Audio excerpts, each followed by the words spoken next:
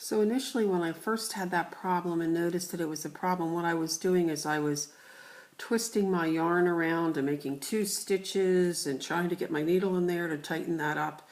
What I've been doing recently, which has worked out well for me, is what I wanted to show you today. And what I do is you want to keep your right hand thread as tight or as taut as you can. And then when you come in to make your first stitch, you're just going to give that stitch a pull. Just knit it like you normally would, and you're going to have this big gap. Then your next stitch, you're going to pull that tight as well. You can see how big that stitch is going to be, but that's going to get better.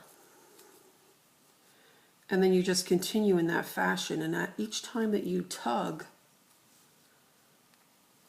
that yarn, it just kind of works its way around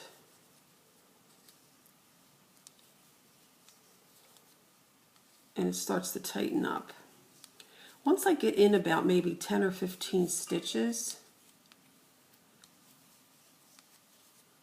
I start to ease up on that pulling.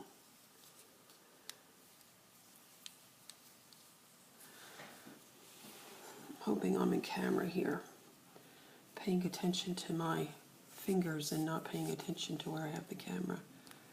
So I just keep giving that a little tug. And as we tug that stitch, now of course I picked really big needles here to do this, to show you. And you can't really see any loopiness or big stitches as you work with doing that.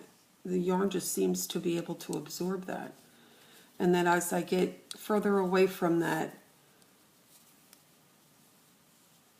marker, I'm just back to knitting normal. Now I'm going to turn my camera off and I'm going to come around